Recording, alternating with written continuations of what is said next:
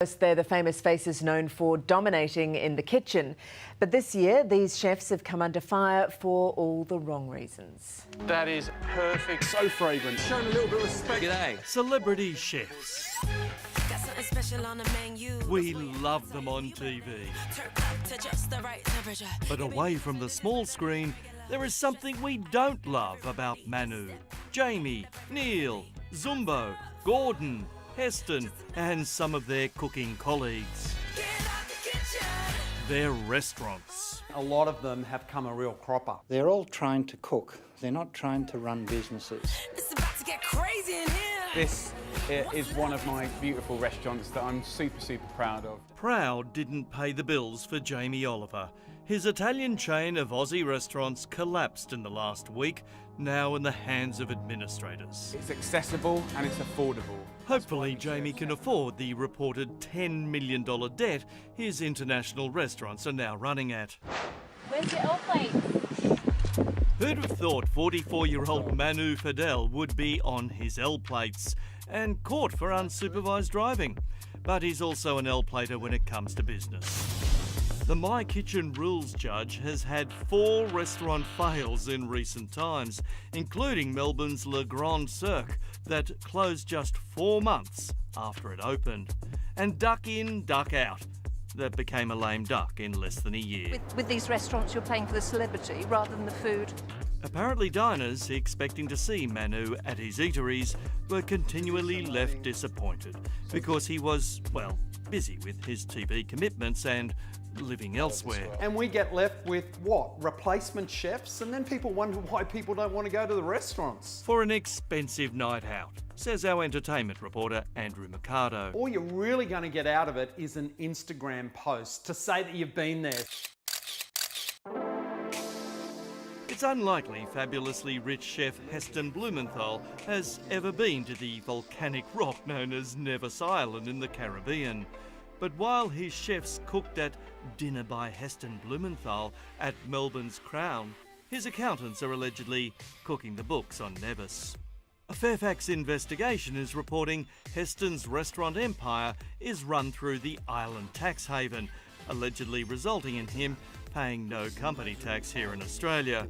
It's further claimed the restaurant is reviewing its payslip payments after staff complained about underpayments and unpaid overtime in a restaurant where dinner can cost hundreds of dollars a head. Often their ego drives them way further than they should go. Now, we've just sorted out our training schedule. Tony Eldred is a hospitality consultant and believes while they're great chefs, these celebs make lousy businessmen. I think it's very easy when you're in the eye of the press to become a legend in your own mind and think you're omnipotent. Rockpool and Qantas chef Neil Perry is another who's shortchanged his staff with up to 30 hours a week of unpaid overtime. And here we have the kitchen where Phil's working away with the team. Perry later settled with some of the team to the tune of $1.6 million. It's not something you do with your mates every second day, so... You bet. Particularly when just the main meal can cost $220. G'day, I'm Adriano. Adriana Zumbo can't even make money out of dessert. It's not okay to treat people like this, and it's not okay to just expect people to work for nothing. His fancy Nance high tea room in Melbourne saw him face allegations of staff rip-offs as his empire crumbled. At the end of the day, this is not right. Administrators have been called in here too, with a reported $10 million owing to banks, staff and the taxman. They just say it's like hell in there working. Are you concerned that some of your workers hate working there and being there? Of course I am. Adriano's opened more restaurants than I think he can find skilled people to operate them. I'm Pete Evans and this is the Paleo Way. Then there's Paleo Pete, the thinner guy next to Manu. I'm not here to scare you or alarm you, and people call me an alarmist, but, you know, someone has to ring the bell. Well, he rang it on his now defunct Hugo's pizza joint in Sydney's King's Cross. He may be a master chef, but he isn't too good doing bookwork. A payroll bungle saw George Columbaris allegedly shortchange staff by around $2.6 million. I don't think he should be living in suburbia. And don't mention the problems he's having with his neighbours. It looks like a public toilet. For the gym he built in his backyard. Or those he's had a run-in at the footy, resulting in an assault and good behaviour bond. There were lots of smiles at the opening of Gordon Ramsay's Maze restaurants at Crown. How nice is it to be back? But can you imagine his language when it went broke soon after? It never ever made a cent. So having a huge name attached to a restaurant does not automatically make it a success. Turn it upside down. So why is it some of these celeb chefs can do all right back home, but not here? Overseas, the restaurant industry has quite different economics to what it has in Australia.